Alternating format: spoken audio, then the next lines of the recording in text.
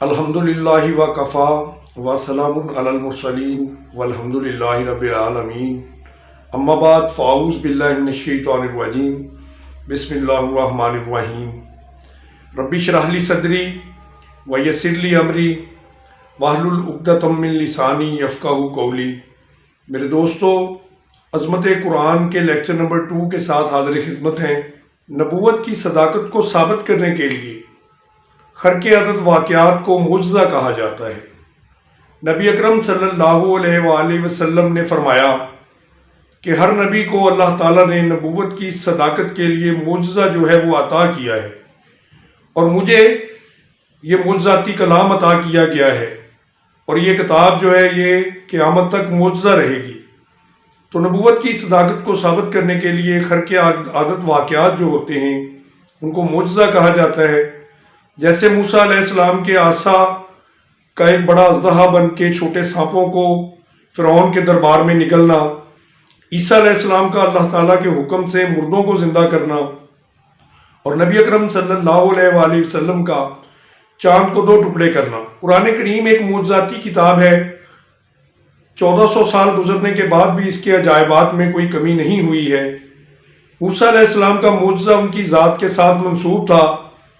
جب تک وہ زندہ رہے ان کا عصا جو تھا اس سے معجزات رونما ہوتے رہے، لیکن موسیٰ علیہ السلام کی وفات کے بعد یہ عصا ایک عرصہ دراز تک بنی اسرائیل کے پاس رہا، لیکن اس کی وہ خصوصیت جس سے معجزات سرزد ہوتے تھے وہ ختم ہو گئی۔ اسی طرح عیسیٰ علیہ السلام کے معجزات بھی ان کی زندگی تک ہی محدود تھے، لیکن قرآن کریم 1400 سال گزرنے کے بعد بھی ایک معجزہ ہے، اور اس کے عجائبات میں کوئی کمی رونما نہیں ہوئی۔ جیسا کہ فرعون کی لاش کے ملنے سے پہلے اس آیت کی تفسیر ٹھیک طرح سے نہیں ہو پا رہی تھی کہ ہم تمہارے جسم کو آنے والوں کے لیے بطور نشانی محفوظ کر لیں گے۔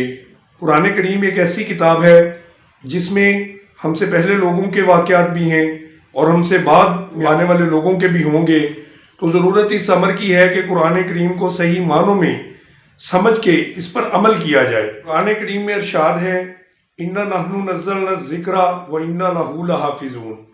تو قرآن کریم جو ہے اس کی حفاظت کی ذمہ داری کیونکہ خالق کائنات نے لی ہے، اس لیے یہ دنیا کی محفوظ ترین کتاب ہے۔ امام قرطبی نے سند متصل کے ساتھ ایک واقعہ پیش کیا ہے کہ عباسی خلیفہ مامون الرشید اپنے دربار میں ہر سال اصول فقہ پر مباحثے اور بحثیں کروایا کرتا تھا۔ اس مقابلے میں ایک اسرائیلی یہودی جو تھا اس نے اصول فقہ پر بہت ہی عمدہ تقریریں پیش کی، تو اس کو مامون الرشید نے اسلام کی دعوت کی، لیکن اس نے انکار کر دیا اور کہنے لگا کہ میں اپنے آباء و اجداد کا دین جو ہے اس کو چھوڑ نہیں سکتا۔ واقعہ گزر گیا، وہ اپنے ملک میں واپس چلا گیا۔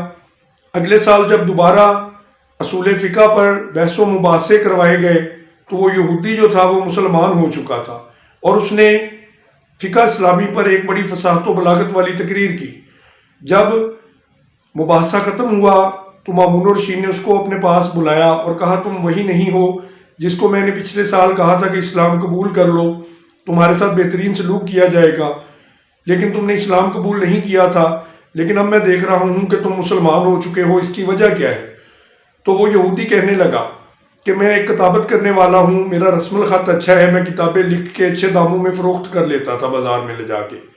تو میں نے جب آپ کے دربار سے یہ پیشکش سنی کہ اسلام قبول کر لو، تو میں نے تحقیق کرنے کا فیصلہ کیا کہ کیا قرآن کریم واقعی محفوظ ترین کتاب ہے۔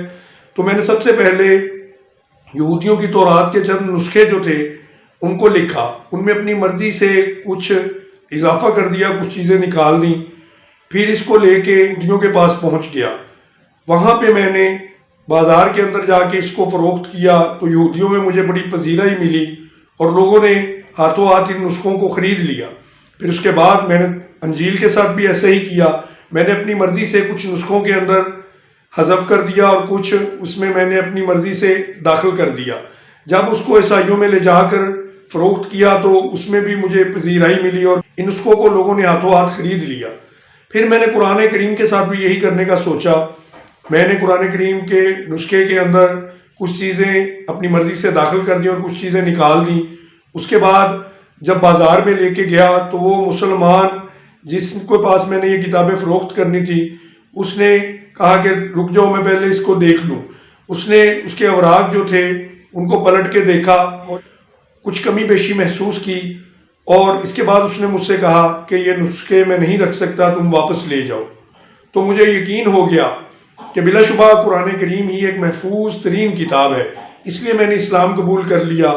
سبحان اللہ میرے دوستو، قرآن کریم وہ کتاب ہے کہ حفاظ کرام نے اس کو اپنے سینوں میں محفوظ کر لیا، جو قارئین ہیں، قاری حضرات نے اس کے تلفظ کی ادائیگی کو محفوظ کر لیا، اور جو کتابت کرنے والے ہیں انہوں نے اس کے رسم الخط کو اس طرح سے محفوظ کیا، یہ محفوظ ترین کتاب بن گئی۔ دعا ہے کہ اللہ تعالیٰ آپ کو اور مجھے قرآن کریم پر عمل کرنے کی توفیق عطا فرمائے۔ قرآن کریم ہی وہ فائنل نصاب ہے جس کو اللہ تعالیٰ نے اپنے آخر الزماں پیغمبر حضرت محمد مصطفیٰ صلی اللہ علیہ وآلہ وسلم پر نازل فرمایا، اور یہ وہ فائنل نصاب اور رشد و ہدایت کا راستہ ہے جس پہ عمل کر کے ہم اپنی دنیاوی زندگی اور آخرت کی زندگی میں مکمل کامیابی حاصل کر سکتے ہیں۔ تو ہمیں چاہیے کہ قرآن کریم کی تعلیم جو ہے اس کو اپنے اوپر لازم کر لیں۔ ہمیں چاہیے کہ ہمیں اپنے بچوں کو بھی قرآن کریم جو ہے اس کو ترجمہ اور تفسیر کے ساتھ پڑھانا چاہیے، تاکہ ہم قرآن مجید کی حقیقی روح کو بہتر طریقے سے سمجھ سکیں۔ دعا ہے کہ اللہ تعالیٰ آپ کو اور مجھے قرآن کریم کا فہم عطا فرمائے، اور قرآن کریم پر عمل کر کے اپنی زندگیوں میں کامیاب ہونے کی توفیق عطا فرمائے۔